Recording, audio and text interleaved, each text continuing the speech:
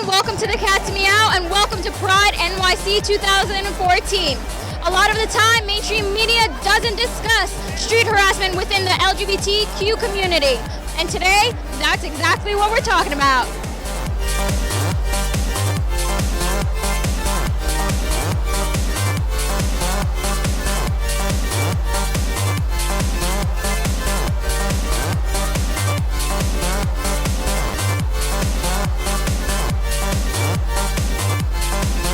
So you guys are watching the Cat's Meow.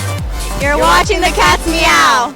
Do you feel that the mainstream media has accurately been reporting on violence or street harassment that the LGBTQ community is facing? I really don't think they have. Just not at all. A total media silence. I don't think so. I don't think it's taken as seriously as a straight person is being harassed on a daily basis. Certain people, when they want to speak up, not much people want to listen to them unless it's like a person who's straight.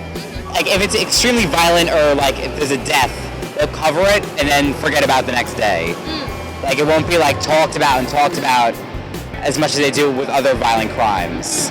It hurts your self-esteem.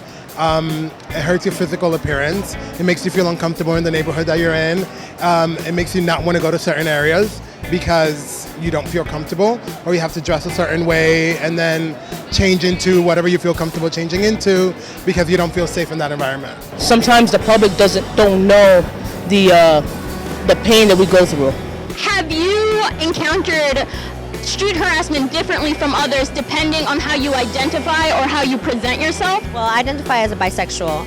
I usually get it when I'm either with a girlfriend. I get a lot of like looks and whispers to the side when I was with my girlfriend. You're walking down the street with a certain type of outfit or holding someone's hand, and you'll hear someone mutter something or say something when they're about 10 feet away and they think you can't hear them.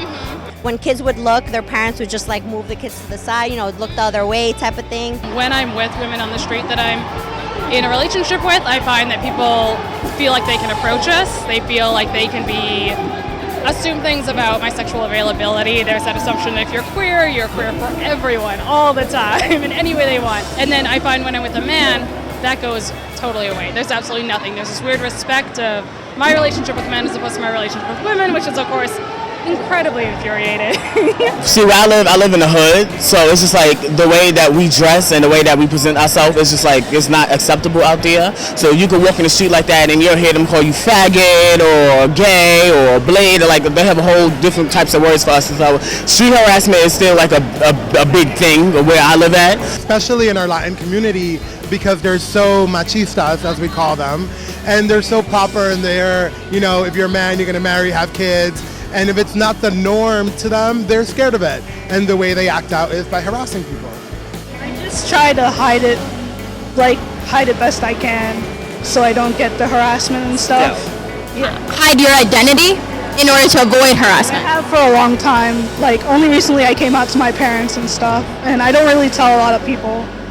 Thank you for sharing that with me today. Thank you so much. What can maybe bystanders, what can people who witness street harassment, what can they do? You see somebody being harassed for their sexuality, I think you should speak up and say something to that person. Leave them alone. This is who they are. We're not telling not telling you who to be. Don't tell us who to be. Actually speak up and say something, because if it was abuse with a straight couple or any other abuse, they would speak up and stuff. But since it's people who aren't straight and who are gay, they don't do anything and they just ignore it, and it makes it worse. In certain situations where people have snickered or said certain things, it's just, I feel like it's my place as a friend and just a human being to be hey, we're all just looking for love. We're just all human beings. Enough with, all the sly remarks and the stupid comments. There's no need for that. People can intervene, they can directly intervene, but they can also delegate it to the bigger, scarier person at the end of the train, or an MTA worker, police officer, wherever they are, and feel comfortable.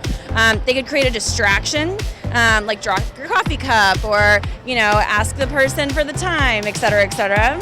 Or they can simply, after it's happened, ask the person if they're okay and if there's anything they can do to help, and really give that person control over the situation, because oftentimes they'll feel very out of control. I've had somebody come up to me afterwards and be like, that guy was a total creep. He shouldn't have been grinding up on you and your partner. That's fucked up. And that was awesome. That made me feel a million times better. What is something that you feel that others are not understanding about your community?